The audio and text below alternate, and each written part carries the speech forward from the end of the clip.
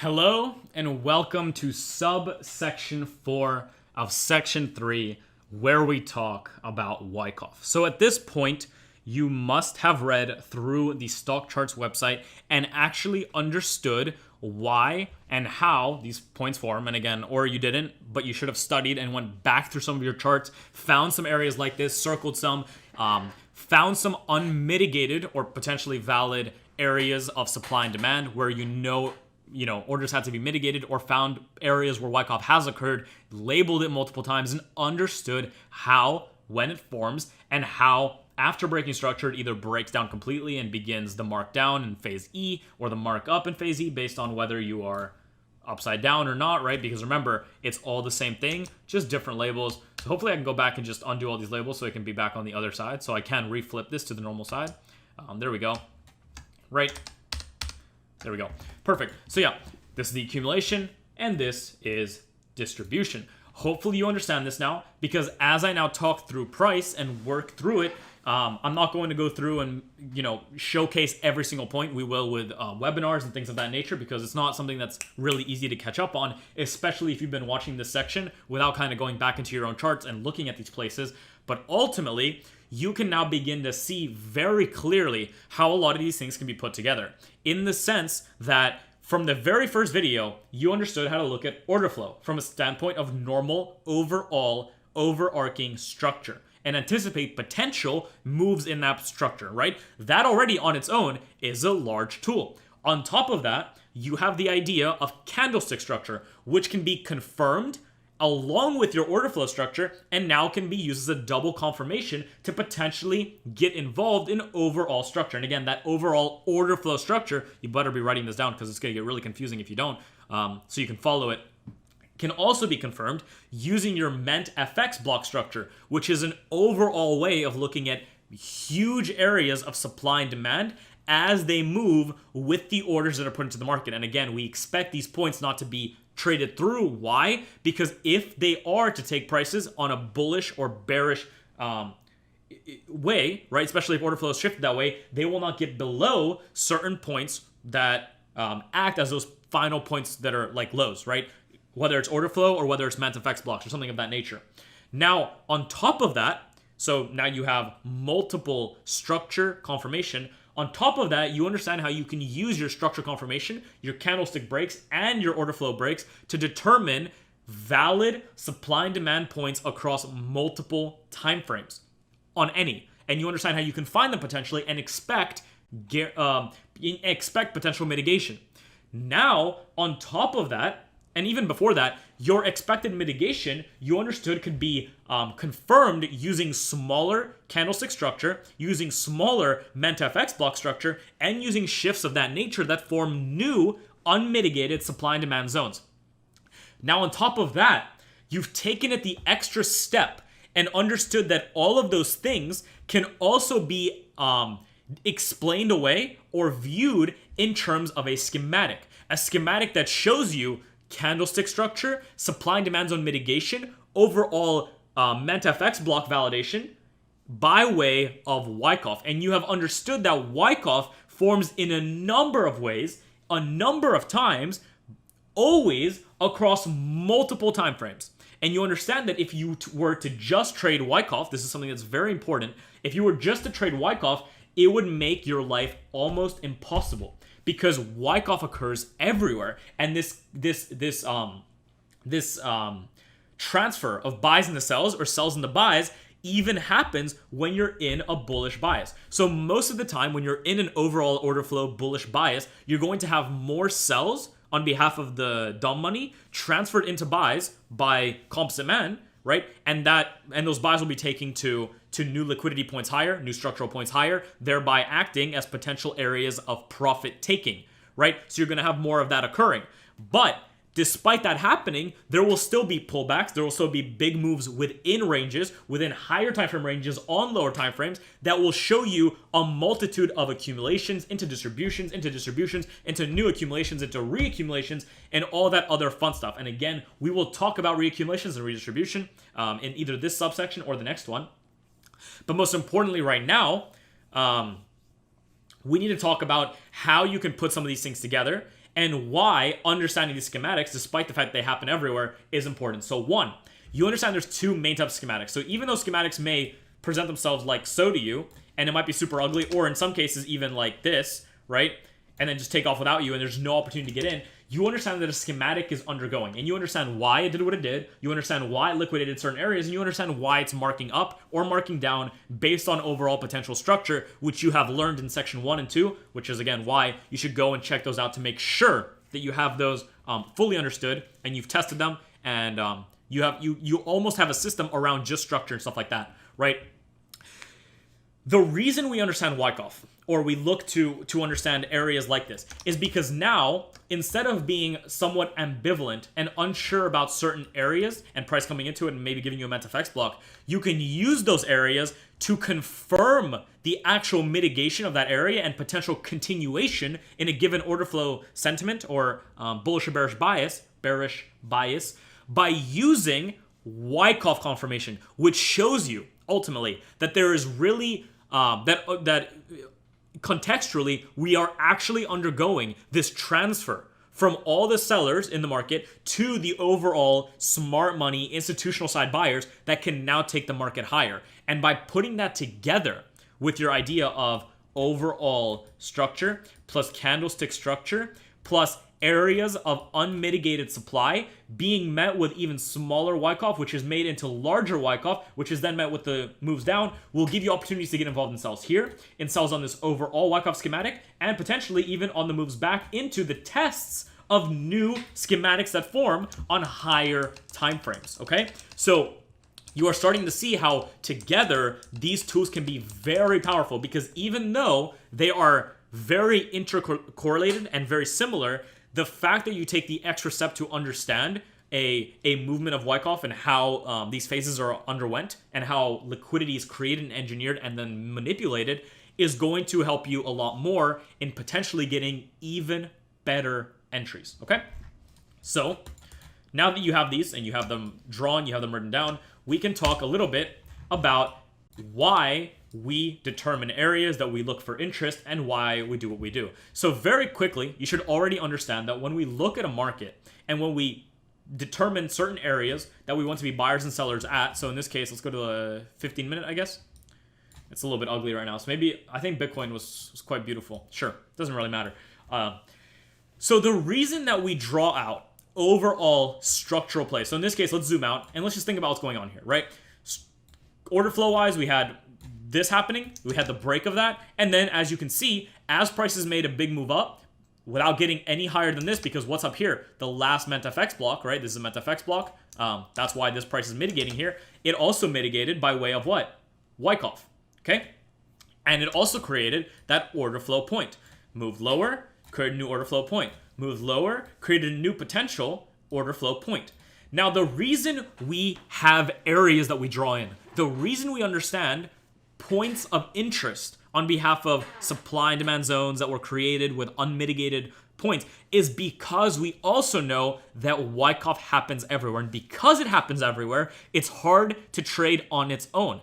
But when you partner that with an idea about where you believe price is going to go, which we call a bias, when you partner your bias with Wyckoff confirmation and you have Wyckoff undergo its distribution or accumulation, so transferring those buys to sells or sells to buy in your area, your confirmation and the probability of price holding as per your bias increases dramatically. And as a result, you are able to either continue to wait for more confirmation and get even better RR, or confirm certain areas based on all the price action that's happening to get involved at those areas. So as you can see, price has been breaking down relatively. So let's maybe go to a 4 hour so we can see this a little bit better.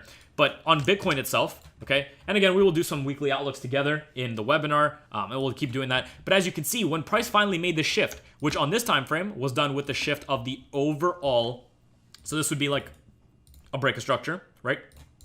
When this overall break of structure happened, the point we left behind, as you can see, that's unmitigated, no question about it, is this last up move before the down move. And if we draw that out, just like so, you can see exactly where price mitigated. Now, again, you could have had sells that look something like this, right? And this would be very risky. and it's a 1 to 2.8, which is fine. It's still positive RR, but this is significantly more risky than waiting for potential mitigation that might give you extra confluence. Now, itself, we know, based on the snowflake rule, that you can see the mitigation here, there is Wyckoff here, but it's very, very ugly on the 4 hour.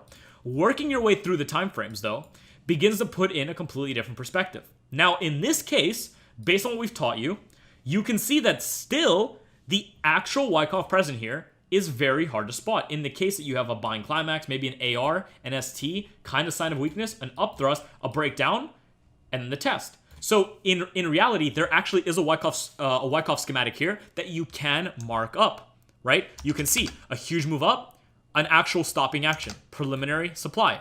A move up to the buying climax. A move down to your first swing, that's your AR. To the move up that comes and tests the BC or around it or under it, that's the ST. The move down that creates a sign of weakness in phase B.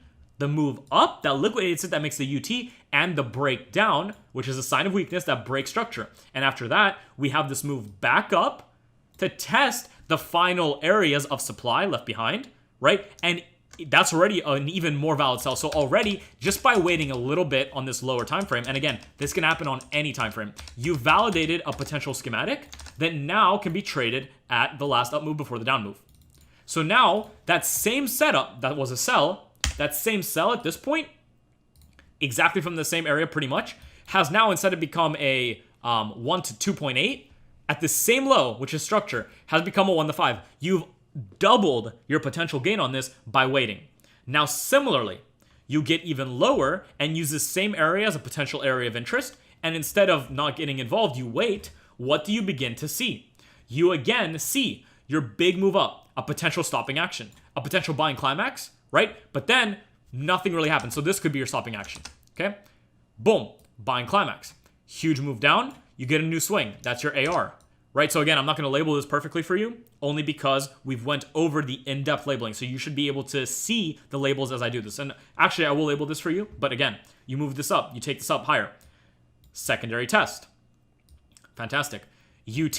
Now, what's interesting is at this point, notice what price does. It does break below. And at that point, you are confirmed for potentially this Wyckoff to hold. And in this case, I might have even sold on this pullback to come and take it lower. Wyckoff will not always give you perfect setups. And oftentimes, when you have a sign of weakness, you can write this down too, you want to see the sign of weakness actually show you that real sellers are entering the market. What I mean by that is if this move here closed here or even came lower, then I'd be even more happy to go with the sell. But because of this and the way it's moved, I would actually most likely look for a confirmation within here, which you can see we possibly never got due to this. But if we continue following this, we now recognize that we are actually in an overall type 1 schematic. So this was a UT, and if this happened, this would be a type 2 schematic. But what actually happened is we had the move up, the new high get created within that same area where we were expecting sells from. So again, one of the most important things about Wyckoff, and you got to write this down right here, is that Wyckoff does not determine your direction. Wyckoff confirms your direction.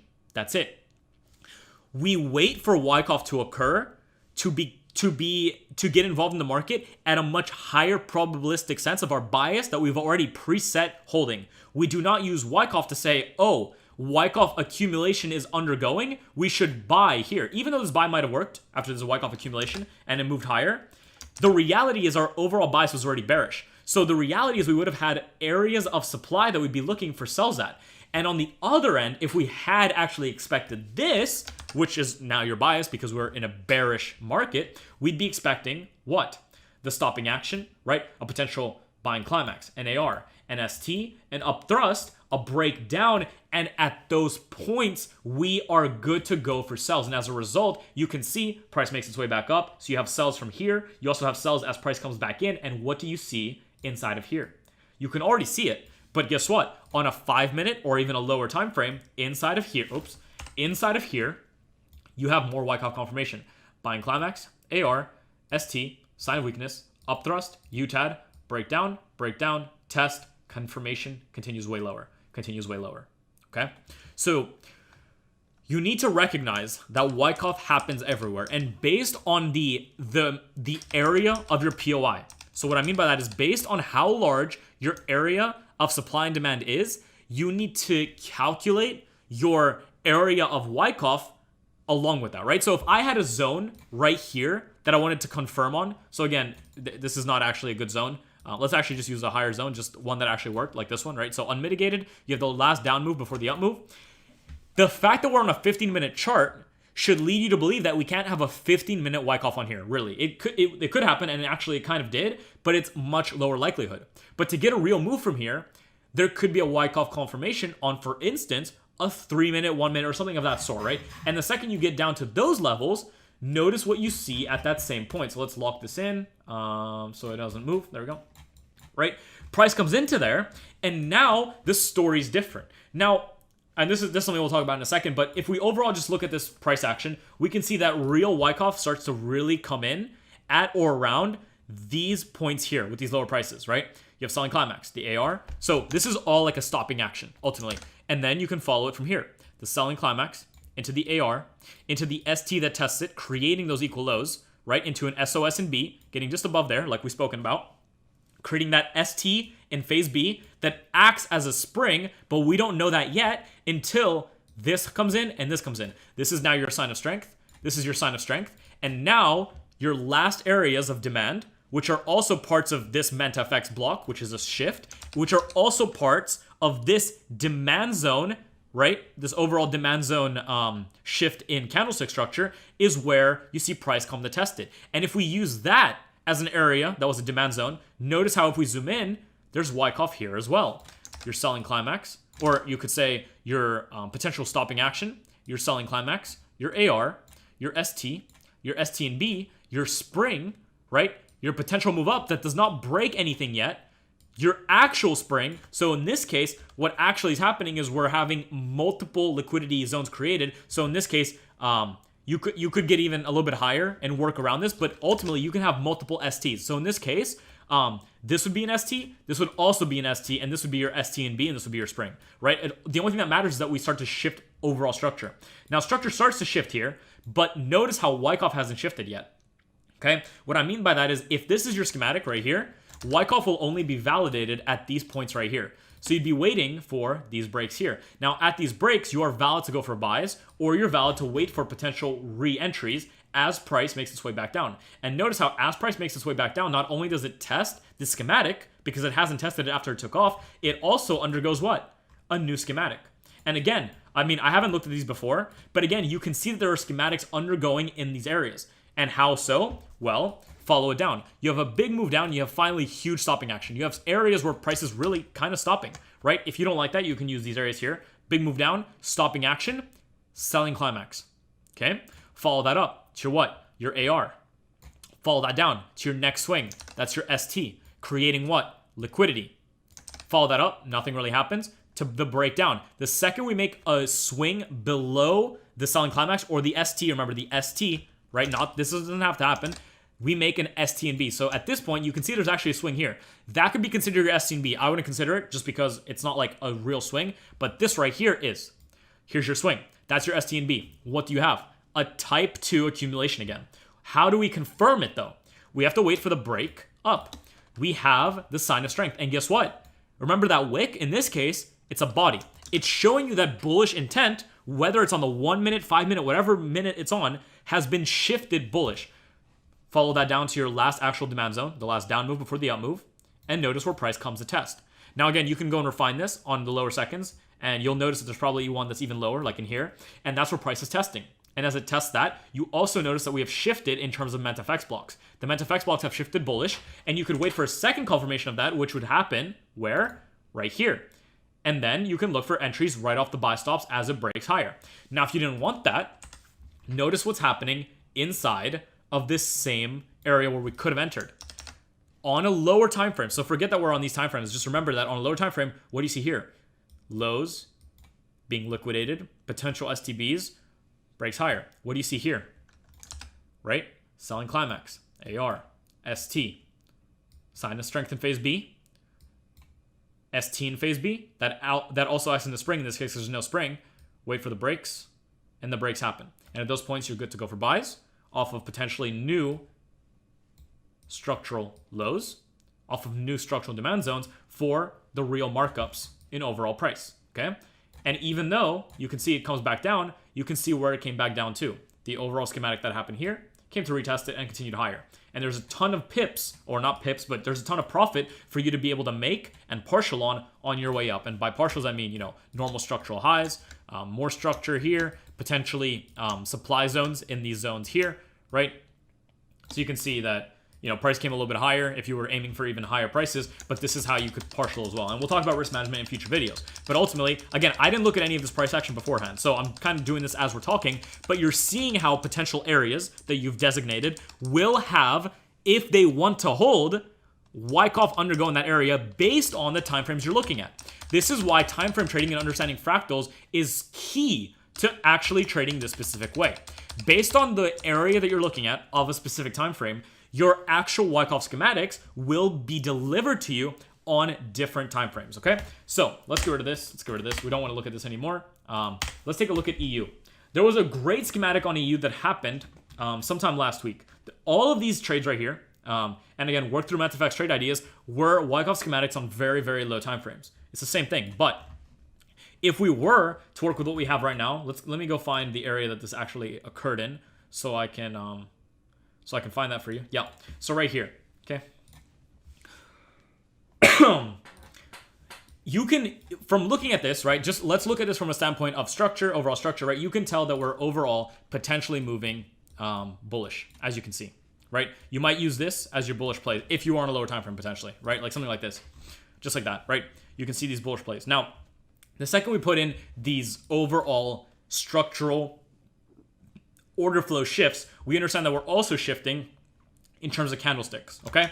Now, if we go back to the 1 hour or 4 hour, we can easily go back in time and find the supply zones that caused some of these moves that happened, right? Where's the last unmitigated supply zone? Right here. The last up move before the down move. Similarly, you could have also used this one. These are both fully valid supply zones. Now, at this point, you don't know if price wanted to make a move towards these points and sell off, or towards this point and sell off. How do we know? Well, number one is we've already confirmed that we want to be bearish, right? And number two is that we said if we're going to be bearish, we are going to look for Wyckoff confirmation, which is the transfer of what?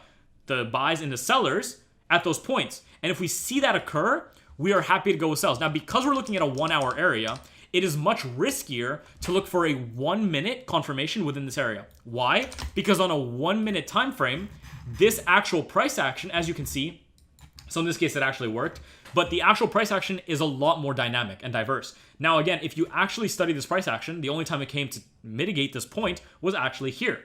And as it mitigated it, actually I do think it came to the, if we use the actual high, I think it stayed just under it. Not sure, but I remember people got sells off this and it was beautiful. You can see that there is Wyckoff here, but it's relatively ugly. If you wanted to spot it, you have this move up, your bigger abruption, right? Into the buying climax, AR, into ST. There's a lot of moves here. And so you're finally in your UT, your UTAD, and you get the breakdowns, sign of weakness, and you have the tests in this phase that break down in price. And those are going to be entries for you based on how you look at supply and demand zone confirmations, as well as order flow confirmations. Now, on top of that, if you just for a second looked at this and zoomed out for a second, you'll actually see that that same mitigation was an overall Wyckoff schematic. Now, on this schematic, I actually took a loss before I took like a 1 to 80 win. Okay, and what I mean by that is, watch what happens. You have moves up, you have a big stop in price, you have the move up, and you have your potential buying climax. Follow that down to your automatic rally, okay? Or in this case, your automatic rally could be here, doesn't matter. All you need to understand is it's undergoing these phases. So let's just follow that down to a normal automatic rally, following that up to an ST. There's liquidity created. You follow that up to a UT. Right now, this UT did not tap into the actual point. I thought it did, so when I took the sell off of this break right here, I took a loss on this move back up. That's fine, it'll happen, okay? But at the same time, we noticed that it actually did not tap into our point, so we should not have even been selling. This is why I stress the importance of now drawing out your biases. When you have an idea or a belief about where price wants to go, that belief can be literally wrong 100. Let's say that belief could literally be wrong 95% of the time. But as long as you confirm that belief, the 5% of the time that belief is confirmed, 4% of that time, you're going to be right. And that's all you need to be extremely profitable in this market. So even if I, for instance, say I want to be bearish here, I want to be bullish here. I want to be bullish here. I want to be bearish. Let's find something that failed. Bearish here, bullish here, bullish, let's say bearish here and bearish here.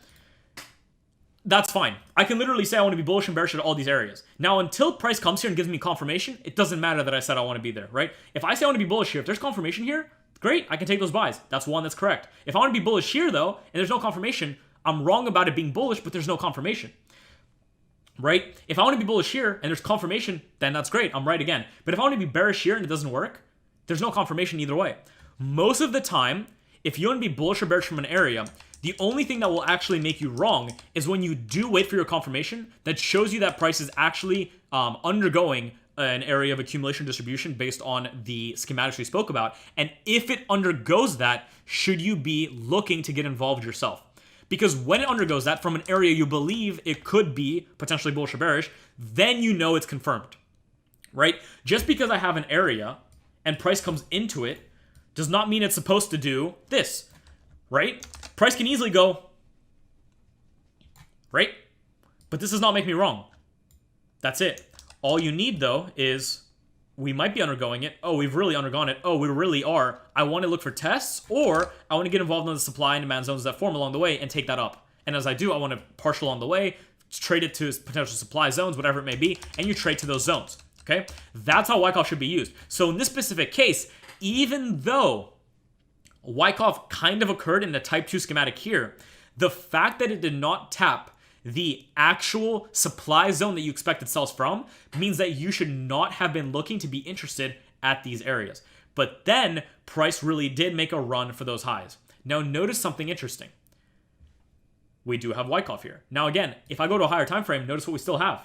Wyckoff. Notice how the Wyckoff will still show itself to you on any and multiple time frames. The only difference is how you spot it and how the swings in it are kind of looking in terms of the cleanliness of the actual schematic. So in this case, it's actually more clean to look at it on a 15 minutes. How so?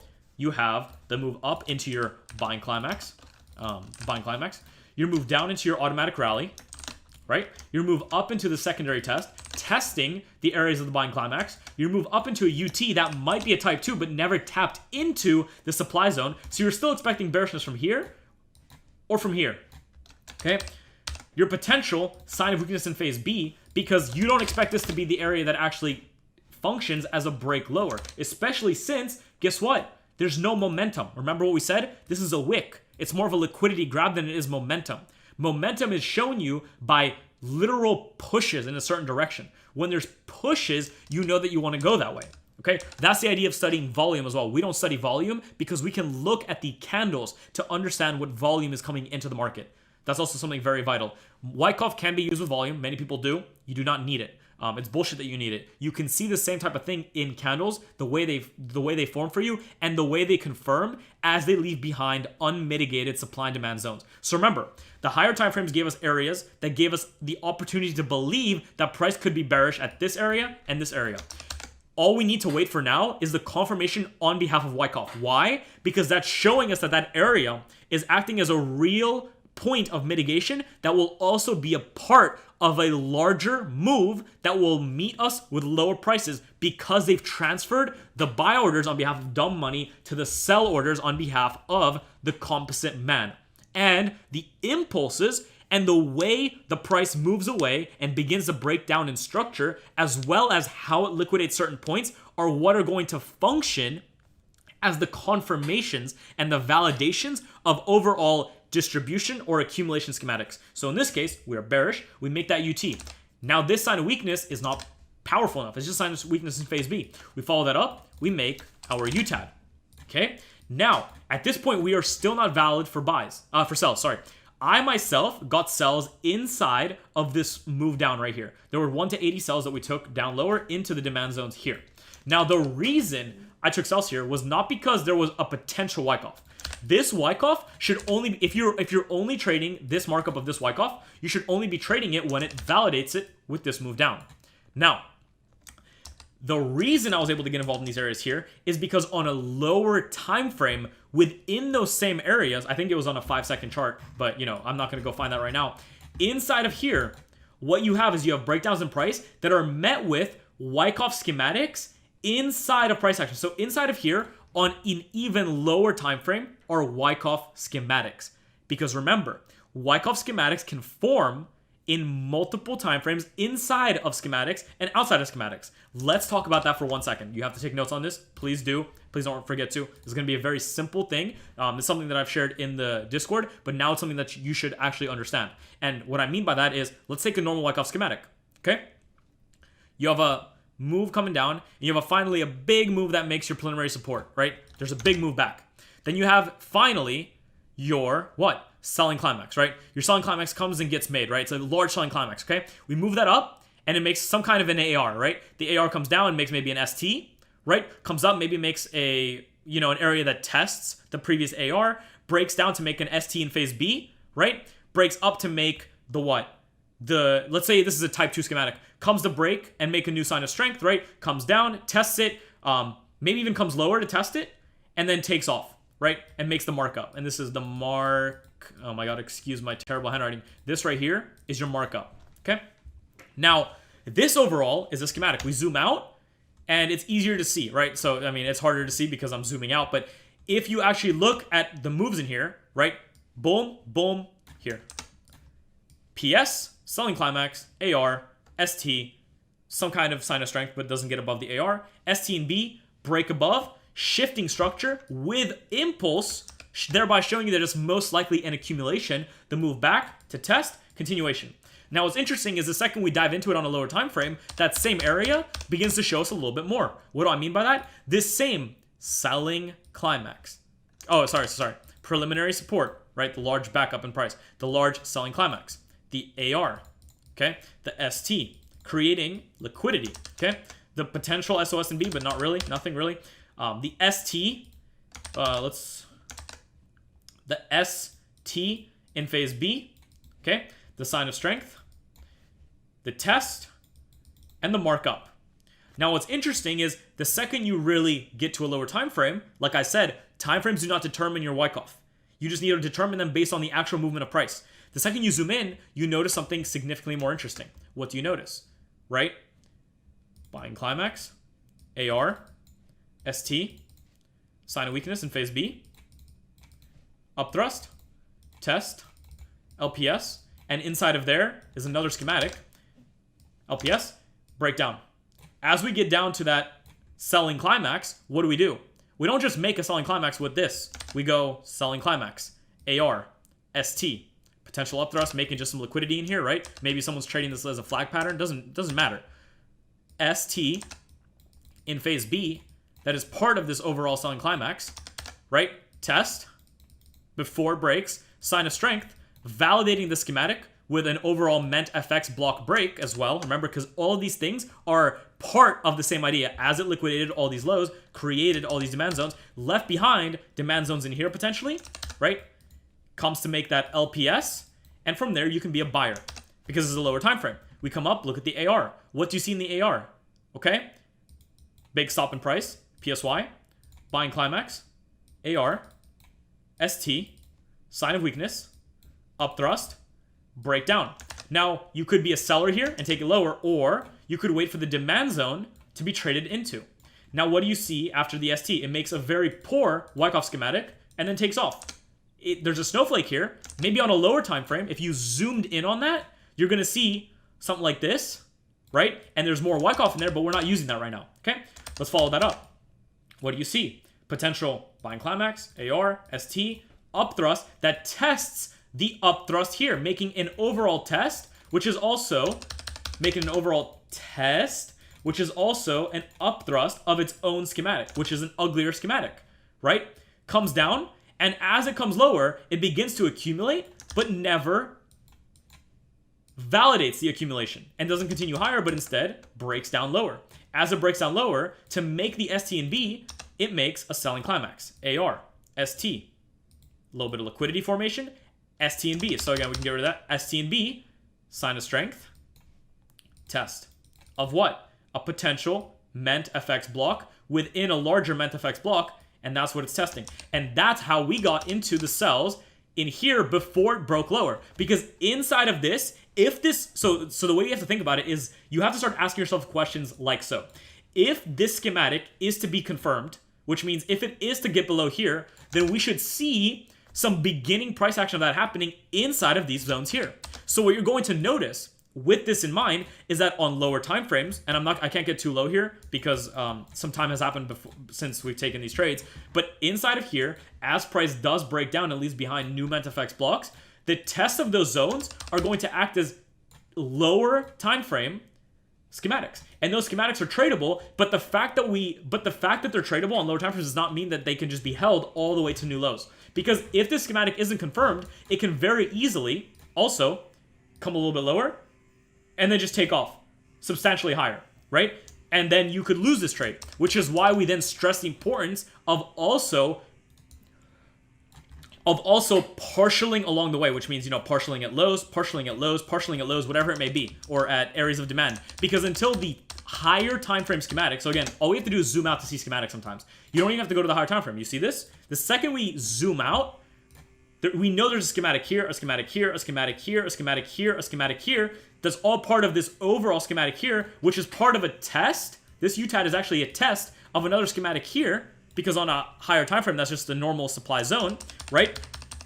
So we know that there can be schematics that we can trade here that might not act as the actual move that takes lower. In this case, it did. So these cells that we were able to get into here actually took us to new lows into the demand zones that we wanted to take them into in these zones here, which is fine. And then it began to do what? Form another schematic. And most likely it will test and continue higher.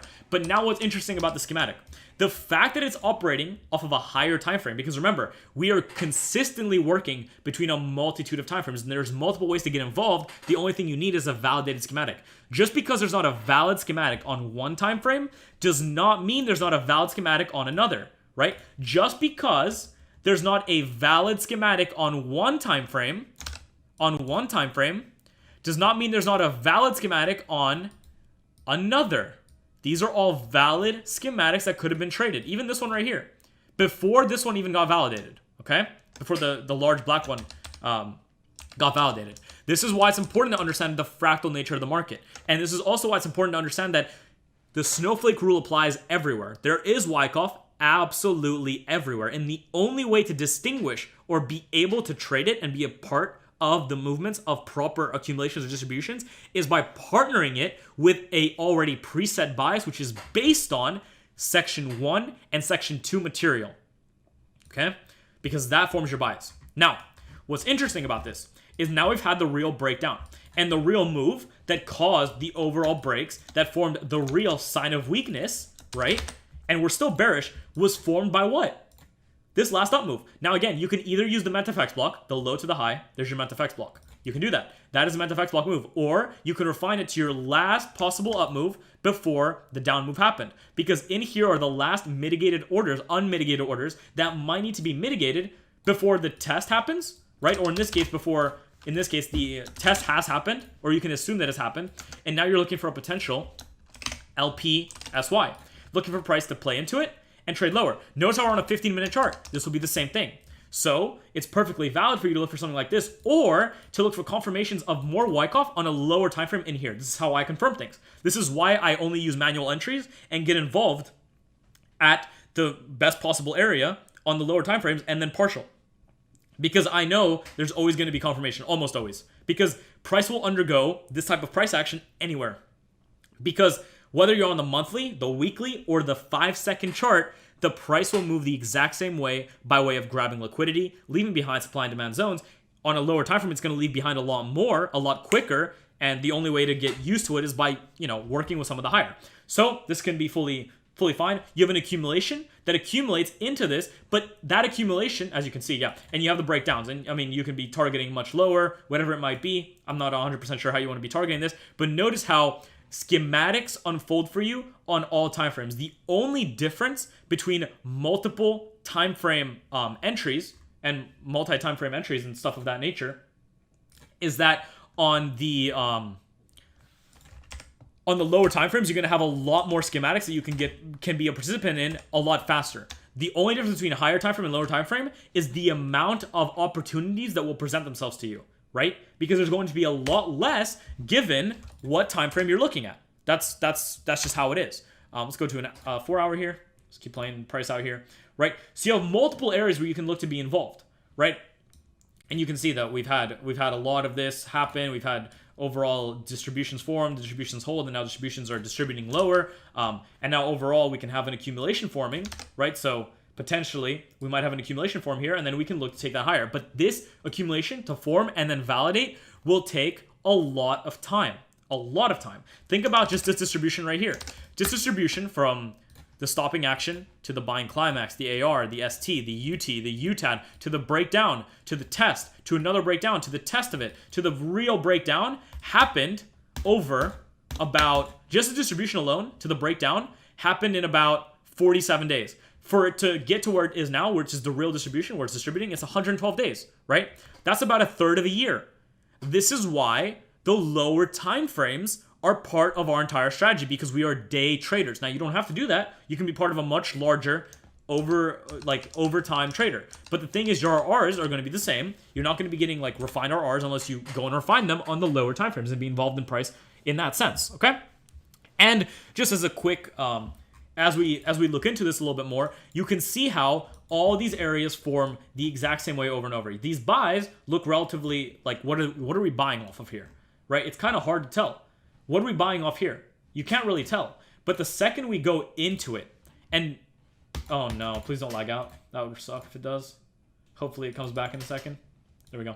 Fantastic. So the second we actually get lower, maybe to like a 30-second, and get into what price was doing in these areas, our overall perception of the actual setups here changes. We start to see the accumulations occurring, right? We see potential breaks, we see the demand zones, and we see the accumulations occurring in these areas. Now, not all of them are clean. There's an accumulation here, right? There's accumulation here. I think this is actually the accumulation I traded, but on a lower time frame. Let's find out.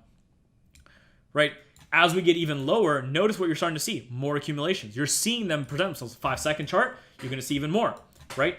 Why is this? Because the inner workings of price action will consistently form for you multi-level accumulations, distributions, and things of that nature. Now, again, see how this 5-second chart formed a distribution here. But that distribution wasn't important to us because we were expecting, or at least I was expecting, bullish price action based on what? Section 1 and Section 2. And as price came into these lower points, what is it testing when it's here? Look at this. It's an overall accumulation. How so? Follow it. Selling climax. Okay? Or actually, big move down, stopping action. Preliminary support. Big move down, selling climax. Move up to the next swing, AR. Move down to the ST that doesn't get below, forming liquidity. Follow that up to the sign of strength in phase B. Follow that down to the ST and B that liquidates the ST. Follow that down to the spring that liquidates everything. Okay? Now, wait for the sign of strength that breaks past everything. As it breaks, you have the opportunity to get involved already at retests, like you see. We got involved on the retest of the schematic and took it higher with the low in mind. It looks large, but when you zoom out, you realize how tiny that area actually is. And the RR presented to you is much greater. You zoom back in and you recognize that you could have gotten involved on any of these, as we did, right? Because what was this buy right here based off? This buy wasn't based on this schematic. It was based on what? The previous schematic right here. Follow it back. Notice what happened. Even though this is an uglier schematic, and honestly, I probably shouldn't have bought this one. This was a little bit dumber. I bought it more based on the structural pushes higher, because at the same time that there wasn't really Wyckoff here, what is there? Big move down, move up. Mitigation of that, move up. What is that? Double MentFX block confirmation. Good to enter at the open. Notice where the stop loss is. The stop loss is a little bit wrong. I'm sorry. Just below the lows. So again, when we do this, I do it manually. So I watch this. And if price comes down through it, I close my trades out. But I enter them with a little bit less risk. So as you can see, price breaks higher. And again, it undergoes distribution here, right? Potentially you have a buying climax, AR, an ST, an upthrust, then a mini UTAD, a breakdown. And look at this. There's actually opportunities to take this lower, but there's no point for me because I'm looking for buys. And as it comes lower, what does it do? It undergoes a very, very ugly accumulation, right? But it's testing this accumulation, which is why we bought it. Okay, so these will happen everywhere. Doesn't matter what you look at. Now, there's also a 1 minute accumulation that I bought. Now, the accumulation that I bought wasn't a great RR, but the accumulation still stands. Let's talk about it, because I know that these 5 seconds can get very confusing for some people, okay? Let's zoom out here. Let's go into here. Let's take a look at where it was. Yep, there it is. Fantastic. So let's think about what happened here. We had on a higher time frame the same thing, right? We have a higher time frame, and we have an area where price is beginning to break and leaving behind unmitigated demand zones. Remember, a wick that goes below some kind of liquidity before and then continues higher is an unmitigated demand zone. Now, as price comes into that demand zone, notice what happens. Notice price action. This is the formation of a potential schematic. Try to label it. Do it either with me or without me, but let's label it now, okay? Preliminary supply. Preliminary support, doesn't matter, either one. Big move down, huge stopping action, preliminary support. Okay, great. Follow down. Where's the next move? Maybe selling climax, but then no, bigger move down. Okay, selling climax. Fantastic. Your selling climax is here. Follow that up. AR. Fantastic. Follow that down to your next swing. It could be here, but it's not really a swing. This is your next swing. Remember, your ST is usually going to be inside of the selling climax or a little bit above it, but it can go outside. That does not change it. It just means that the liquidity is being engineered a different way. For retail in this case, if you want to think about it, there's liquidity being engineered inside of this overall thing. So the reason for this as an ST is that retail is looking to continue buy and sell this overall channel or whatever they want to call it, right? There's always a retail explanation for the way liquidity is being created. But the reason that what we do works is because when we get involved, we're literally getting involved on potential liquidations of other people. So if there is liquidation, there's also a higher chance that that liquidation holds and then moves in our presumed direction, especially when our presumed direction is based on a higher time frame area plus a lower time frame confirmation. So let's follow this again, right? Let's consider it all. Preliminary support. Follow that down to your selling climax. Follow that up to your automatic rally. Follow that straight down to your ST, which can be lower, but it's liquidity. Follow that up to what? Your sign of strength in phase B. That does not always happen, okay? But you can see that's why I use that as a BOS. Follow that down to your what? ST and B. Does it liquidate it? It does, but also it acts as now what? Liquidity. So now it's starting to bottom out in liquidity. And then what? You have your last down move through the lows. Now what's interesting, again, so you know already that this is your spring. Now what's interesting is, why was I taking buys here before it got above and validated the schematic? Because on lower time frames, there are schematics that are validated within this price action, and you can see them. We can already see them. There's a schematic here, a schematic here, a schematic here, a schematic here, even schematics in here that were all validated and could have been traded, and they were in line with your bias. Now, these are more risky. Why? Because they're further away from price. But because you're expecting this schematic to validate, these schematics are that much more powerful because they can be part of that validation, which are already part of larger RR trades, okay? So in this case, you can now look at a 1 minute Wyckoff schematic, right? You can see how Wyckoff schematics present themselves absolutely everywhere. And it's impossible, at least for me, maybe for some of you, Houdini motherfuckers, it's going to be a lot easier. But for me, at least, I cannot look at a schematic and get involved on it. Maybe some people that use volume can, but for me, what's most important is understanding where I want to head, how I want to head there, and then using Wyckoff to see the orders transfer from one party to another, and then get involved on the actual impulsive validation of that transfer. That is how you should be trading the markets. And that is what will always give you an edge. Because you need to recognize that when you get involved on Wyckoff, what you're really doing is getting involved in a potential area that people got mitigated out of, right? That they got liquidated out of.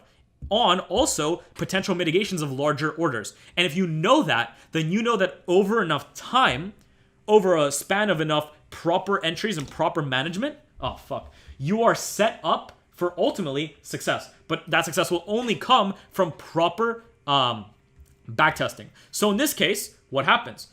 We get all this and we get the real move up. Now what happened is I had these buys, but I also got into another buy where? On the break of this buy with a buy stop, because after this is validated, we have a valid schematic. Now again, this RR right here is not good.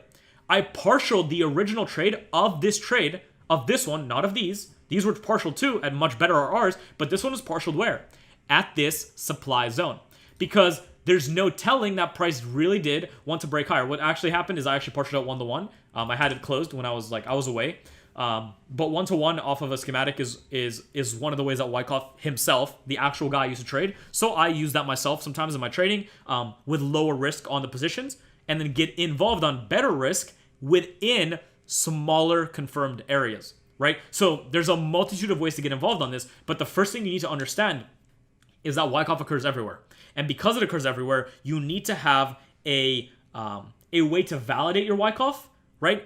And an area that you want to validate it inside of. Because if you just trade Wyckoff, it's going to be a fucking hassle. You are going to get so confused, and it will be confusing. Now, you're going to have some lucky ones if you just try to trade Wyckoff, but unless you're looking at overall movement and you're looking at overall areas you want to be involved in, it's going to become relatively complex to spot Wyckoff, which is why people that do learn Wyckoff find a lot of hardship with it and find it to be somewhat complex without recognizing that it's nothing more than everything they've studied thus far with the proper confirmation and understanding of what is actually undergoing in a given range. So thank you for watching, guys, and I will see you in the next subsection where we will talk a little bit about reaccumulations, redistributions, and kind of why they are less important to you than you really think, okay? So we'll see you guys in that one.